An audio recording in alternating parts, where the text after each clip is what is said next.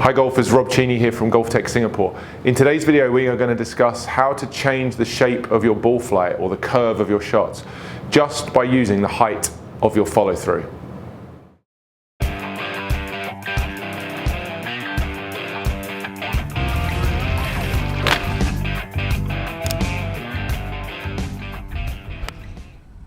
Swing. That was a good swing. So today we're going to dive into the topic of changing your ball flight shape based on the follow through and how you do the follow through.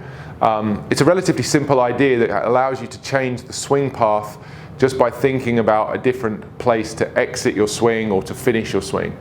And I think that's important to recognize that the way you finish the swing matters greatly in terms of what preceded that particular finish position. So where you finish does tell you an awful lot about what happened before and can have a lot of influence on the ball flight. It simply isn't true to say that the finish doesn't really matter because the ball has long since gone. And the recent video I did on the follow through highlighted that. I think a lot of people watched that and saw a lot of value in it and were able to understand that the finish position has an enormous influence on what came before it. So the basic mechanics of curving the ball is managing the face to the path relationship. I think if you've been around this game long enough, you'll have some concept of some of these terms that I'm going to use, but I'm effectively going to talk you through how to change the path of your swing, whether that be more into out or swinging more to the right, or more out to in, or swinging more to the left for a right-handed golfer. And I'm going to do that by getting you to focus on where your club finishes and where your hands and arms finish in the follow-through. I'm going to do this first piece facing the camera so that you get an idea of what I mean. So as you swing through after impact, this club and these hands will trace some sort of arc or plane. And they could do, the ends of the spectrum that they could conform to would be one that was extremely straight down the target line, which would be a very into out type of swing path with an extremely high or vertical shaft exit. So you'll see here how the shaft sort of bisects my neck here. Okay, that would be considered high, too high for most people for sure. It would certainly encourage more of an into out swing path, and that would produce more balls that would tend to either push to the right or hook to the left. And then the opposite end of that spectrum would be a club and hand path that exited much more around me, so much lower.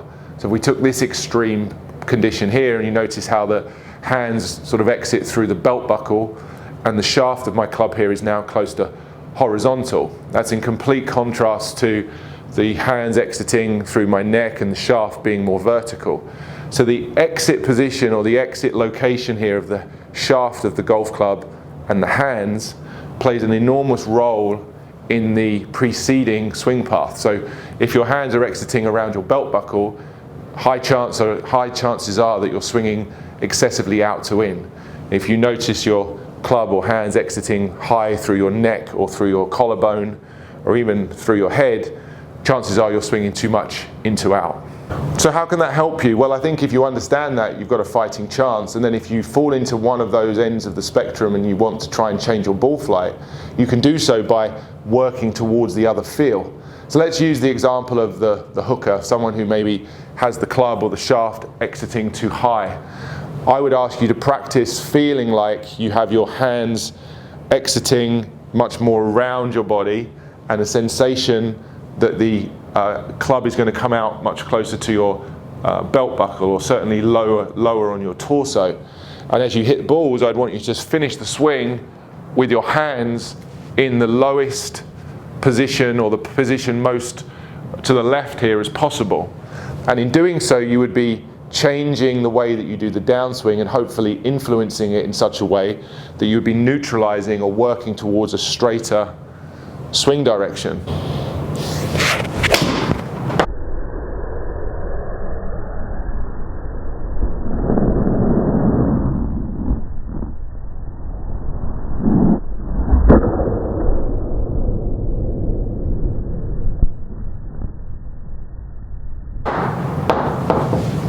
That was a pretty straight one.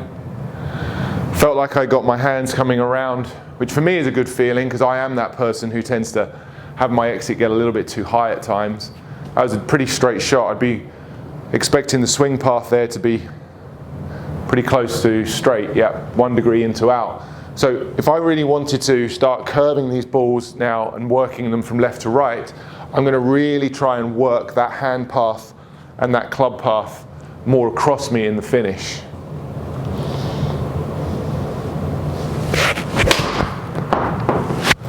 I really tried quite hard there to get my hands to go more left and exit lower. I started to see that ball fade actually. That one was a pretty gentle little fade from left to right. Swing path there was 1 degree out to in. It's hard for me to get that thing really working far enough left, and I know from my own experience of playing that that feeling for me of exiting low and left with my hands is a really good one for me to play with, because although it feels low and left, the reality is it just produces a pretty decent looking ball flight. If I go the other way now and just give you the example of someone who might want to try and draw the ball more or reduce your slice, but if you think about this in terms of trying to create the ball that would curve the most to the left and would hook, I'm going to stand here now, and as I swing through, I'm going to really try and let my hand path continue more down the target line, with my right arm exiting much, much higher versus what we've just seen, which would be the arm exiting much, much lower.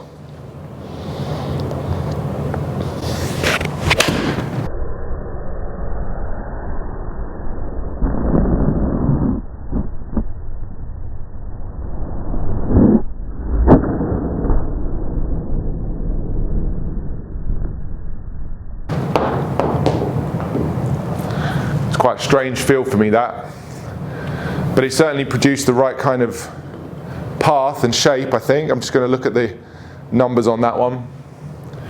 I hit that shot sometimes when I really know I need to work the ball from right to left. Yeah, that swing path moved 9 degrees into out. Pretty excessive, okay, pretty extreme, but I had the right arm and the hands exiting much, much higher. I'll just do one more of those.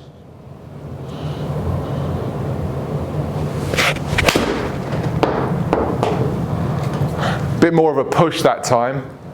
I would imagine similar numbers in terms of the path. So use your hand position, your club position in the finish to change your swing path, whether that's in order for you to actually create an extreme amount of curve to shape the ball in a particular direction, whether you're trying to go around an obstacle or something, or use that concept to reduce your current curve that may be too much. If you're a slicer, you're going to want to feel the exit, the arm and the hands go much higher. That should reduce your slice and potentially allow you to start drawing the ball. Or if you're already a hooker, someone who hooks the ball too much or pushes it to the right, the feeling of exiting and finishing with your right arm and your hands much, much lower and more around you should, number one, reduce that hook tendency, and at the same time allow you to potentially start hitting little gentle fade shots. So there you have it, a different way to think about how to curve your ball in another direction, or a different way to think about how to change your swing path. Rather than always focusing on the backswing and the downswing drills, sometimes thinking about what happens after impact, and in this case into the follow through, can really change what happens in the preceding moments. And that's important. There is absolutely no way in the world that the follow through doesn't matter. It's clearly a very important part of the swing and tells the story of what came before it. So if you're looking for a different way to think about how to change your path of your swing, how to change that curve on your shots, give this drill a go and see how you get on. Guys, let me know in the comments if you tried that drill and how it worked for you, whether you're a slicer or a hooker, or if you're just someone looking to learn how to curve the ball in different directions. Using those two extreme ends of the spectrum can take you from being a fairly straight ball striker and then all of a sudden turn you into someone who's able to manufacture and work the ball in both directions. Thanks for watching as always. I hope you found the video useful. If you did, please give it a thumbs up and do consider hitting that subscribe button if you're not already joined the channel. I will see you again next time for another video. In the meantime, hope you get to play some golf this week. Get out there, enjoy it, and I'll see you again very soon for another video.